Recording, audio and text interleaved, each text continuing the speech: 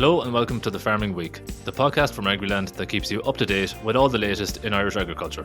I'm Charles O'Donnell and I'm joined by journalist Aisling O'Brien. In terms of news, the Agri-Climate Rural Environment Scheme, or ACRES, is the gift that keeps on giving. Only a couple of weeks ago, we had the announcement of an interim payment for those farmers who are participating in tranche 1 of the scheme. And now, Aisling, this week, big news for those who applied to tranche 2. Yeah, good news to kick off this week on the podcast, Charles, because there were thousands of farmers, around 9,000 to be precise, who have been on Tinder hooks in recent months, waiting to hear if they would be accepted into tranche 2 of ACRES. So as we know, all 46,000 farmers who applied for the first tranche were brought into the flagship environmental scheme under the new Common Agricultural Policy, which of course has a budget of some €1.5 billion over the lifetime of the scheme. Now, when ACRES was announced, we were told by the department that there would be 50,000 places for farmers in the scheme. So that led to a major headache when last December, some 9,000 farmers applied for the remaining 4,000 places, which were available under tranche 2.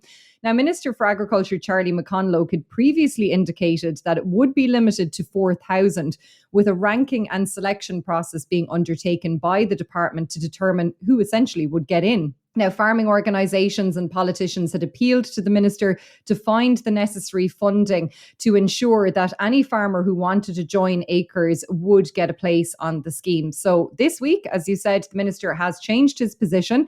And on Wednesday evening, we got confirmation that all farmers who have applied for tranche 2 will be accepted. So this means that there will be an additional area of around 100,000 hectares brought into the scheme, which will eventually include around 55,000 farmers. So the minister said that the level of interest shown by farmers in the scheme since its launch has been hugely encouraging, in his words. And he said that the engagement with environmental action from farmers was encouraging, and he was adamant that none of this engagement and ambition would be left behind. So how it all came about, essentially, we were told, was that the Department of Agriculture sat down with the Department of Public Expenditure and they explored all options to facilitate farmers. And it seems that the minister in that department, Paschal Donoghue, and Minister Charlie McConlogue struck an agreement to extend the purse strings essentially on this one. And the Department of Agriculture is going to shortly get in touch with all tranche 2 applicants to provide them with an update in relation to their participation in ACRES. And we have seen issues where it comes to payments with ACRES. You mentioned about the interim payment, Charles, but the fact that there was 46,000 farmers accepted in with tranche 1, we saw that led to huge complications, delays with payments. They're still trying to work through the payments for tranche 1, and we're going to see the balancing payments essentially made in June on that scheme. But we have to see if an extra 9,000 farmers are going to muddy the waters here, because it has been a complicated scheme to roll out. It does involve scoring of lands, and a lot of advisors out there as well will be looking on, scratching their heads, wondering that this is another layer to their workload. But the IFA president, Francie Gorman, has welcomed the confirmation that everybody who applied for tranche 2 will get a place on ACRES. And he said that there will be no impact on overall payment rates. And he said it was a positive move by the department because of the climate ambition that farmers have shown, their willingness to join the scheme. And he said it was important that no farmer was left out as well. So, good news for those in tranche 2 of ACRES. But hopefully payment rates not affected, but the speed of delivery, we hope, won't get impacted by this. Yeah, and I suppose, Aisling, it might be too pessimistic at this point to start talking about an interim payment for tranche 2. But with the interim payment for tranche 1... Very, very pessimistic. Yeah. With the interim payment for tranche 1 that you mentioned, and with as well the regular payments due in June, and now the announcement this week about all tranche 2 applicants been taken in. Do you think farmers can be confident that we've seen the back of those payment delays issues? Well, the minister has said that they've ironed out the kinks in the system, but we still see, that the department has a backlog when it comes to ACRES payments. They're still working through BIS, CRIS, the ECO scheme. We had news that about 7,000 ECO scheme applications are still being worked through by the department as well. So nobody doubts the workload of the department as well, trying to get through all of these new schemes. And there is terms and conditions that are attached to these new schemes. And I'm sure the EU Commission would be keeping a close eye on how they're administered as well, Charles. But yeah, it will be interesting to see how it does impact the rollout of payments. And look, the minister is saying that those issues have been addressed, but we'll wait with bated breath on that. For sure, Aisling. And staying with the minister for a moment, Aisling, he was speaking at an event today in the windswept Midlands, just outside Mullingar in County Westmeath, where he was announcing what has been described as the largest European innovation partnership ever in Ireland. Can you tell us a bit more about that? Yeah, so it's called Farming for Water, and it's one of the EIP projects, the European Innovation Partnership projects, as you said, around the country. There are over 20 of those kind of projects currently in Ireland in 12 different counties. Working with nearly 3,000 farmers before this project came along. And they're focused on looking at areas such as biodiversity loss, declining water quality, and they kind of use a partnership model and bring farmers along on the journey with, locally led teams. And it has been very successful in different areas around the country. But this is a significant ramping up because this is a 60 million euro project, and it's going to support up to 15,000 farmers around the country to put in place measures to improve water quality. And depending on the uptake here, Charles, farmers could expect maybe potentially up to 10,000 euro in payments under this scheme. But it will, I suppose, depend on how many apply and how it looks in the coming weeks ahead. So LawPro, who are the local authority water programme in partnership with Teagasc and Dairy Industry Ireland, were successful in a competitive call for this EIP under the Rural Development Programme and Ireland's CAP strategic plan. And the Department of Agriculture has allocated a budget of 50 million euro over 5 years, which will cover the support to be paid to the farmers. And outside of that funding, then the Department of Housing, Local Government and Heritage are going to put up the remaining 10 million euro, which will cover the administrative and operational costs of the EIP. And an operational group has been established, we were told at the launch today, by the LawPro partnership. And Board Bia are involved here as well, along with Dairy Industry Ireland and Teagasc.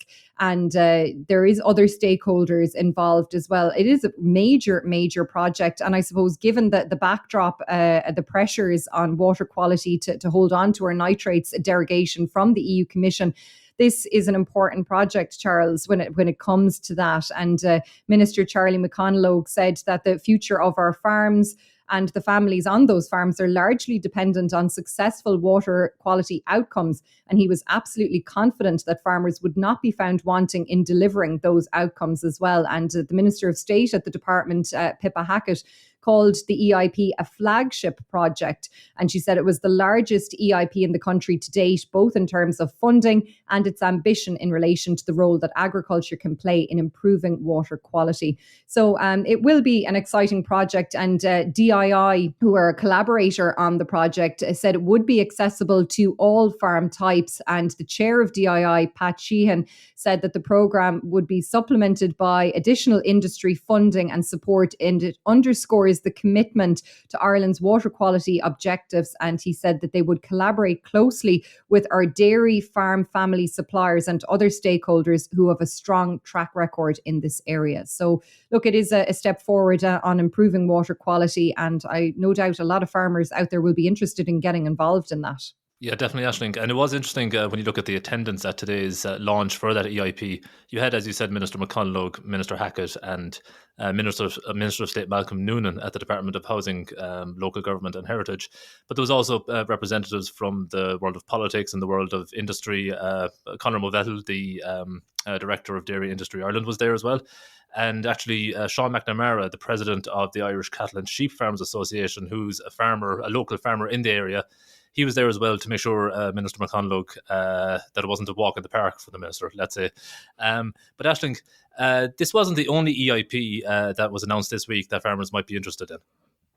Yeah, so another EIP was unveiled by the department this week as well, and it all focuses on the conservation of breeding waders and their birds like the curlew and the lapwing, which are under severe pressure around the country. So this is going to be a nationwide EIP, and it's been allocated 25 million euro, and that is to cover both the administration and the payments to participating farmers. Now, it's all aiming to secure the existing wader populations at key sites, and it will also support population recovery through wider landscape management and policy development, we're being told. Now, €7.5 million of that €25 million has been ring fenced for payments to farmers for actions that they undertake on the ground. And we were told that populations of breeding waders like the curlew, the snipe, the red shank, the dunlin, the lapwing, and the golden plover have declined by as much as 98% in recent decades across the Irish countryside. So this EIP is going to be very crucial in making sure that those populations are conserved and recover, hopefully, as well. So this all followed an open call for proposals last December, and it was a consortium led by Irish Rural Link that was successful, and they are going to be the operational group delivering this EIP, and it also includes bodies such as the Hen Harrier Project, the Atlantic Technological University, University College Dublin, the Zoological Society of Ireland, and the Wildfowl and Wetlands Trust, among others. So Minister Charlie McConalogue said that the Breeding Waders EIP would build on the success of previous conservation programmes such as the Hen Harrier Project as well. And he said through engaging with farmers to support the implementation of practical conservation actions, he believed that the project would play a significant role in starting to reverse the decline in those population trends as well. So Minister Malcolm Noonan as well involved in this one, as well as Minister of State at the Department of Agriculture, Pippa Hackett as well. And they were all stressing that the concept of this EIP is to work with farmers and other stakeholders, a ground up approach here to help these birds which are in trouble at the moment.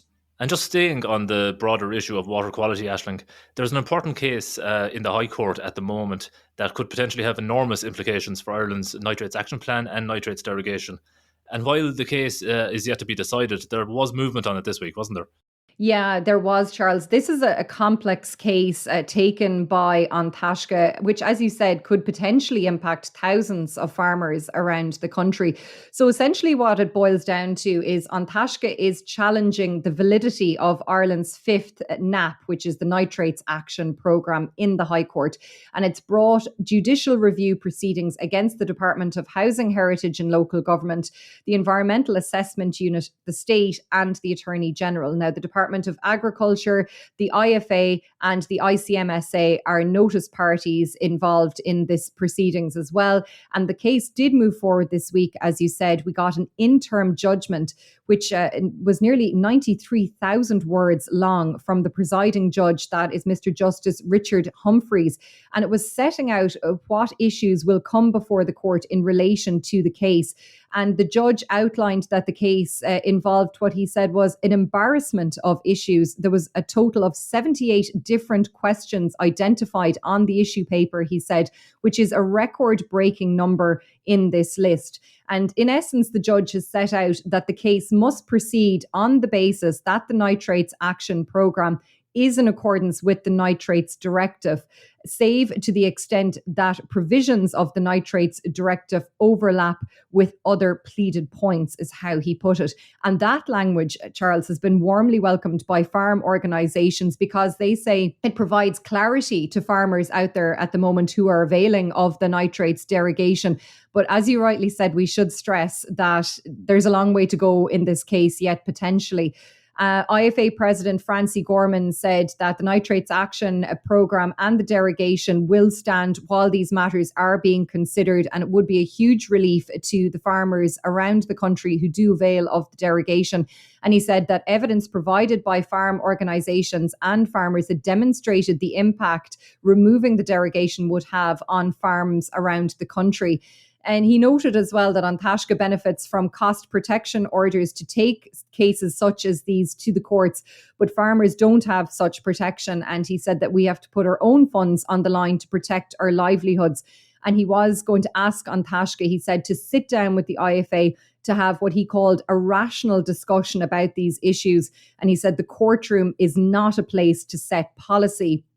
Now, the ICMSA, who are also notice parties in these proceedings, issued a statement as well on the back of this, saying that it would provide a degree of certainty to farmers out there. The ICMSA president, Dennis Drennan, said whatever judgment would ultimately be handed down, and for the sake of rural Ireland, it had better allow the continuation of the nitrates derogation. And he said that this case has to end the comic opera that had the farm organisations as the only parties in this High Court case who were paying their own way and not passing the bill back to the taxpayers. And he said the state must look at the way it enables and funds directly or indirectly challenges against its own duly decided policy. So interesting words there from the farm leaders in terms of how An Taisce funds or doesn't fund these kind of challenges. But as you rightly said, this is an important case. We're going to keep a very close eye on it. But an interim judgment this week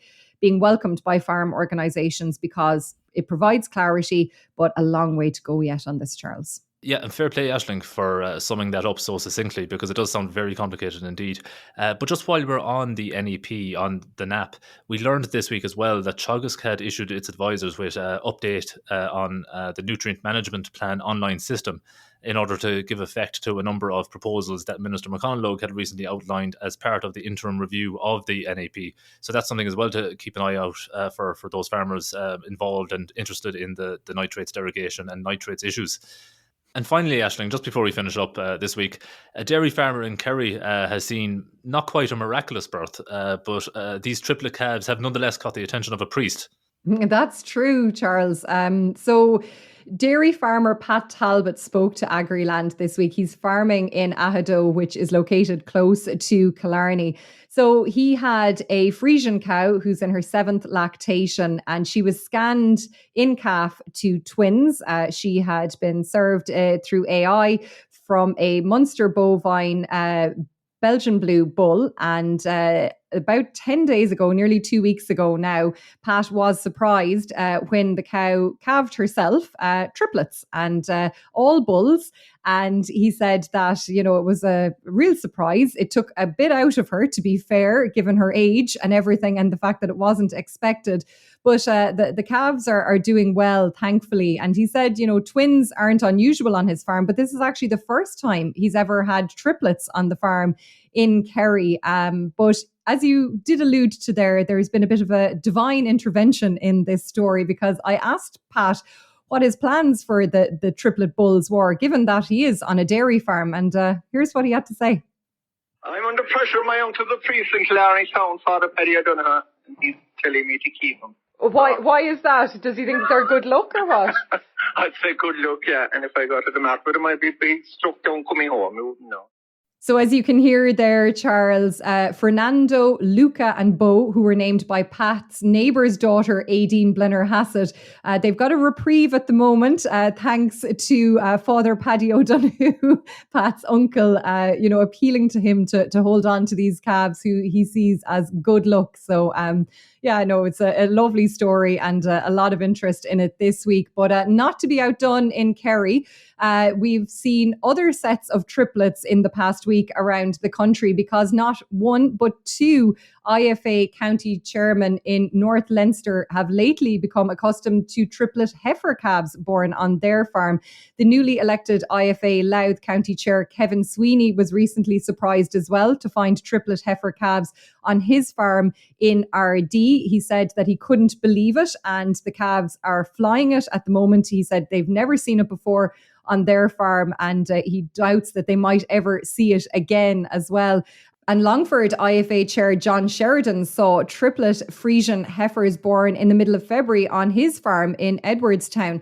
And he told us that the calves are well reared already and absolutely flying. We've pictures of all of the calves in question on Agriland, so you can check it out over there. But yeah, the kingdom not to be outdone by Longford and Louth this week, and glad to hear that all of the calves are doing well. And look, a lot of farmers out there have put down a long, hard calving season. A lot of them are in the middle of it at the moment, but the likes of Pat Talbot is coming into the back nine, so to speak. He doesn't have too many left to calve. So hopefully calving is going well for everybody around the country, and the sleepless nights will be coming to an end soon. Absolutely, Aisling, and lovely stories. But as you say, as long as everybody gets through calving season safely, that's the main thing. But that unfortunately brings us to the end of this week's show. Please don't forget to rate, review and follow The Farming Week on Spotify, Apple Podcasts or wherever you get your podcasts. We'd love it if you could spare some time to give us 5 stars or share The Farming Week with anyone you think might be interested. From Aisling and myself, all the best for the weekend.